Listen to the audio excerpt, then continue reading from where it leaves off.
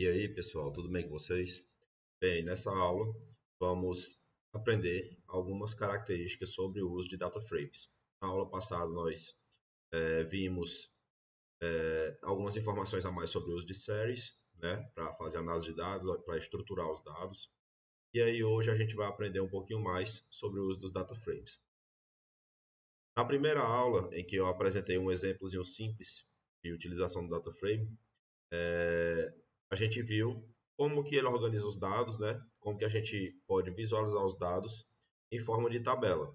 Então está aqui o nosso primeiro exemplo que a gente trabalhou durante a aula, um exemplozinho de data frame.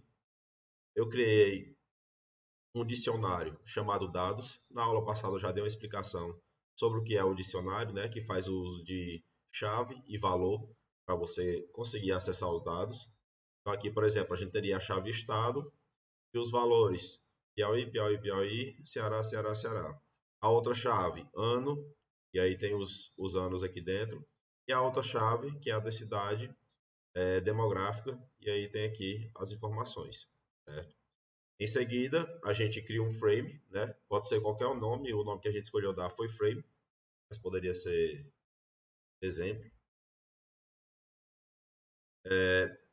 Dentro desse nosso exemplo, dessa nossa variável em objeto, que vai receber um data frame aqui do Pandas, utilizando o namespace, né? .data frame. E aí a gente passa os nossos dados, certo? Os dados do nosso dicionário. Esses dados, como a gente vai ver mais na frente, a gente pode obter de vários locais diferentes, certo? Pode ser uma planilha do Excel, pode ser um site que você buscou alguma informação e quer armazenar no data frame para depois analisar. Então dá para você buscar essas informações em vários locais diferentes, certo?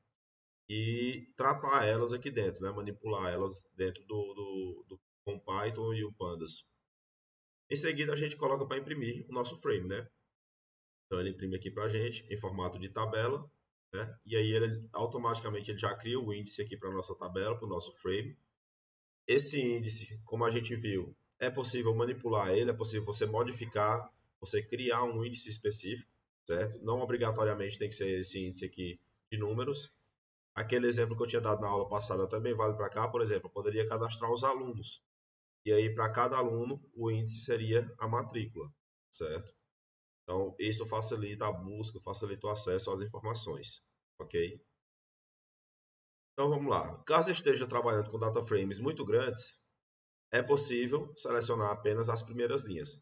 Normalmente, quando a gente trabalha com análise de dados, você costuma manipular uma quantidade de dados maior, certo?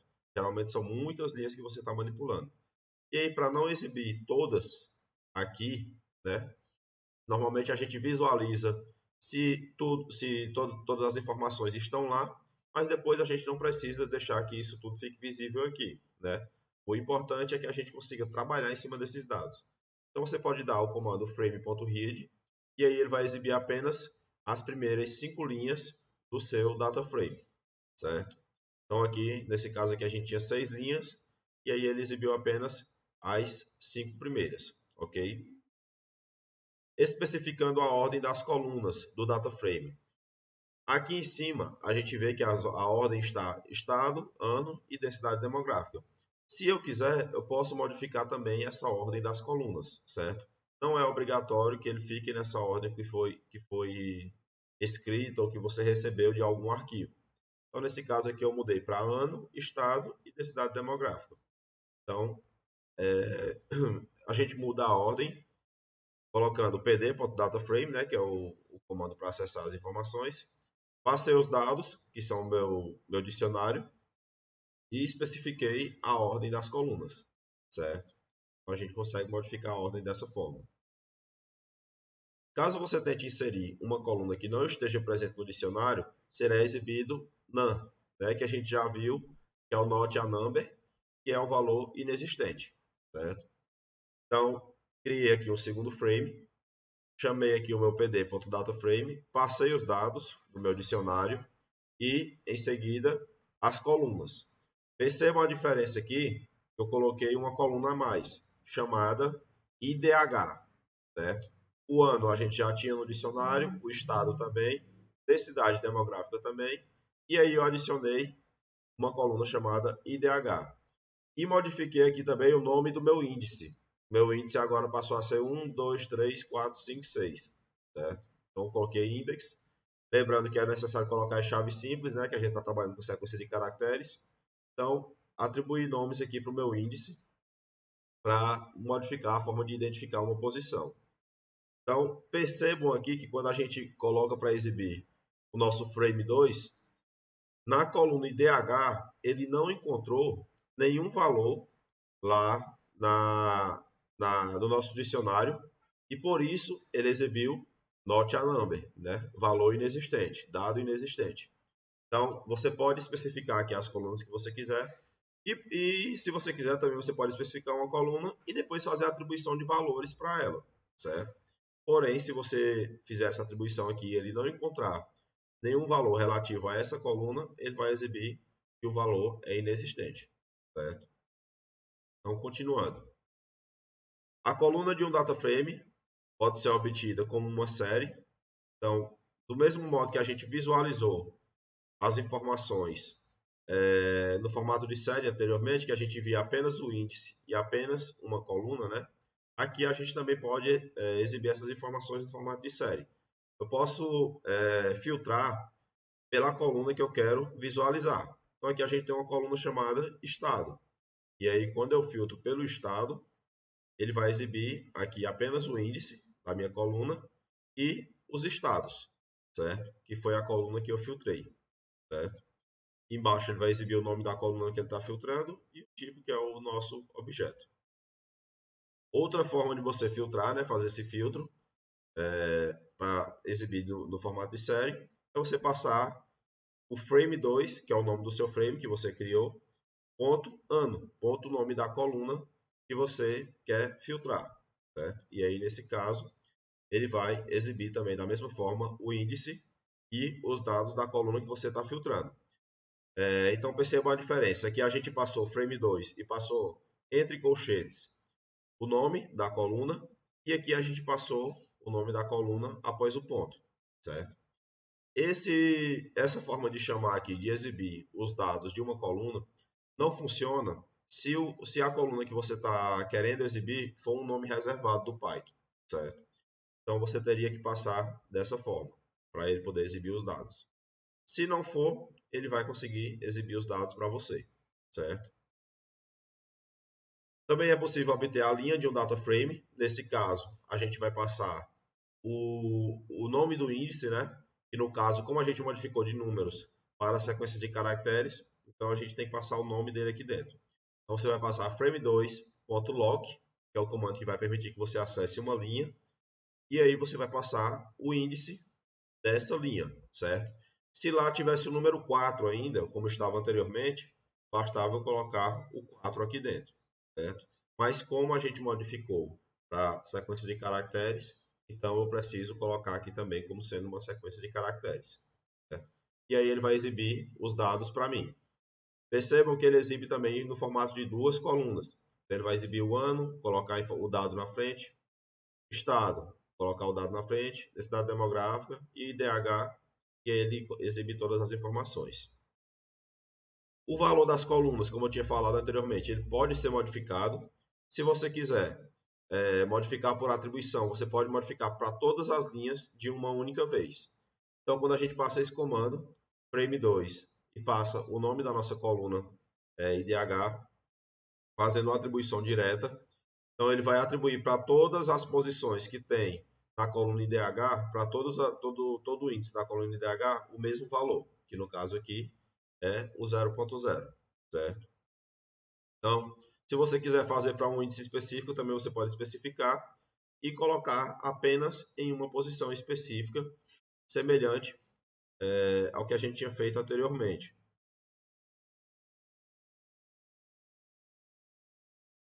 Outra forma de você fazer essa atribuição é, nesse caso aqui, utilizando o NumPy, certo? Como que a gente faz essa atribuição usando o NumPy? Eu tinha importado a biblioteca anteriormente, né? O NumPy que a gente já estudou, e aí botei ponto a range, né? Indo de 0 até 6. E aí ele vai atribuir do número 0 até o 6 no caso, até a posição anterior, né? No caso, vai até o 5, os valores para a nossa coluna IDH. Então, na posição 1, ele vai atribuir o valor 0. Ele vai começar o arrange lá no 0 e vai até o 5, né? Na posição 2, ele vai atribuir o valor 1. Na posição 3, o valor 2. E assim sucessivamente.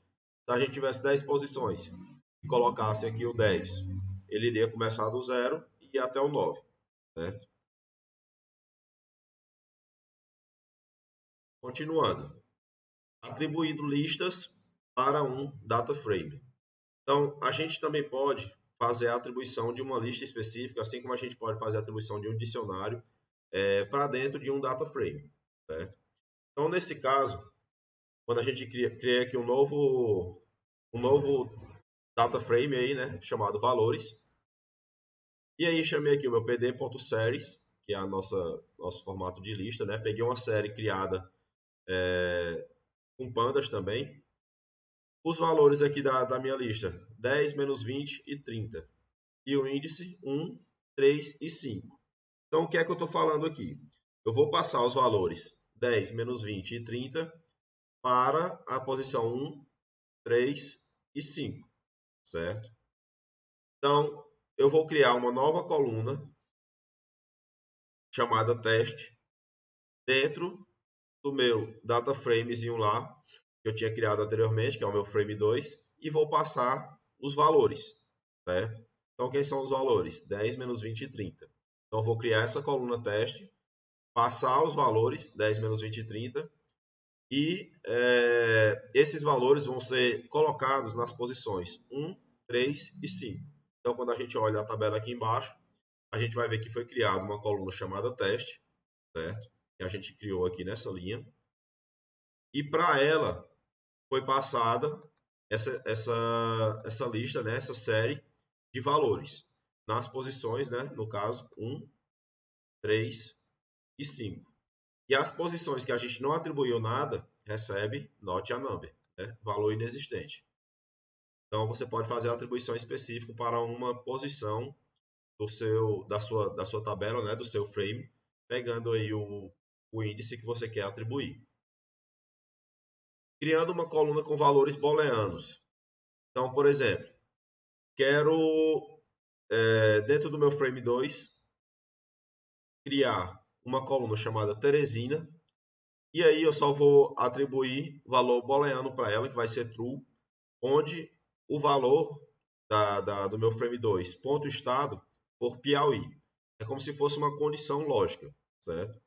Então, se frame 2, ponto estado, for igual a Piauí, eu vou atribuir true, certo? Na minha coluna chamada Teresina. Então, comandozinho aqui para criar a coluna, frame 2, passando o nome da coluna que você está criando, no caso Teresina. E aí, se o frame 2, ponto estado, for igual a Piauí, eu vou colocar true aqui dentro da coluna Teresina. Se for qualquer outro valor, eu vou colocar false, certo? Então, é uma forma de você fazer uma atribuição lógica, você fazer uma verificação dos dados dentro de um frame, certo? Então, o exemplo de fazer a atribuição fazer a verificação de um valor dentro do frame, né? Frame 2 ponto estado, a condição tem que ser igual a Piauí. Se for, ele vai atribuir true, se não, ele vai atribuir false. Então, é uma forma direta, bem simples de você fazer essa verificação. Deletando uma coluna. A gente criou duas colunas a mais aqui, né, para essa nossa tabela, a coluna teste e a coluna Teresina. Se eu quiser deletar, basta eu passar o comando del, o nome do frame, né, frame 2, e o nome da coluna que eu quero deletar. E em seguida eu dei um frame2.columns para ver se a coluna foi realmente deletada. Então a gente vê aqui embaixo que a coluna Teresina não está mais presente, certo? Do mesmo modo, excluir depois aqui a coluna teste. Del frame2 passando o nome da coluna, no caso aqui, teste, certo? E aí dou frame2.columns para ver, e aí ele exibe para a gente que a coluna teste também não está mais fazendo parte desse objeto, certo? Por fim, para a gente concluir essa aula sobre algumas características dos frames, a gente pode ver que o data frame também pode receber dicionário de dados, certo? aninhados, né? Que é um dicionário dentro do outro. Lá no início, a gente tinha visto como a gente pode passar um dicionário específico, certo? Deixa eu só chegar aqui. Nosso primeiro exemplo, a gente estava fazendo a atribuição de um dicionário e a gente pode fazer a atribuição de dicionários aninhados, certo? Nesse caso, quando a gente trabalha com dicionários aninhados, você vai ter a atribuição de nomes para as linhas e para as colunas, certo? Então, o Pandas irá interpretar as chaves mais externas como sendo as colunas. No caso aqui, as chaves mais externas são Julian, Andressa e Apolo, que está aqui no final, certo? E as chaves mais internas como o índice das linhas. Então, a chave mais externa é a coluna e a chave mais interna, que no caso aqui é nascimento e sexo, nascimento e sexo, e aí você vai atribuir esses valores para as linhas, certo? Então, vamos ver aqui como é que fica a organização desse dicionário. Depois de criado, né, criei aqui um dicionário chamado registro, passei o meu nome como sendo a chave mais externa e as chaves mais internas, nascimento, 1989, sexo, masculino, certo? Mesma coisa aqui, Andressa, nascimento, 1990, sexo feminino. Apolo, nascimento, 2019, sexo masculino. E aí a gente criou o nosso registro e imprimiu aqui embaixo. Então ele vai imprimir aqui no formato de linhas, certo? Fazendo sempre a organização de chaves, ok? Em seguida, eu criei um exemplo chamado frame3 e atribuí para ele o meu registro, certo? Esse meu dicionário aqui. E aí coloquei para ele exibir. E aí agora ele vai exibir no formato de tabela essas informações. Então percebam que a chave mais externa, Andressa, Apolo e Julian, foi colocado aqui como sendo as nossas colunas, certo? Andressa, ou Julian, Andressa, Apolo. E as chaves mais internas, nascimento e sexo, foram colocadas como sendo as linhas. Então aqui as nossas linhas. Também é possível, se você quiser, inverter, certo? Ao invés de colocar Julian, Andressa e Apolo como sendo colunas, eu posso colocar ele como sendo essas chaves como sendo as linhas e colocar nascimento e sexo como sendo as colunas. Então, basta que eu dê um frame 3, né, que é o nome do nosso frame, ponto T, que ele vai transformar a nossa tabela, ele vai inverter as linhas com as colunas. Então, aqui nesse caso, a gente tem agora nascimento e sexo sendo as colunas, e os nomes aqui, né, ficaram sendo as linhas, beleza? Então, pessoal, isso foram algumas características gerais do uso dos data frames. Durante as próximas aulas, quando a gente estiver trabalhando com dados, a gente vai conseguir utilizar outras funções também, né? A gente vai fazendo uso de outras características aí do uso do data frame, beleza? Então, por essa aula é isso. Bons estudos e na próxima aula a gente continua trabalhando com pandas para fazer análise de dados, ok? Então, até mais, pessoal. Até a próxima aula.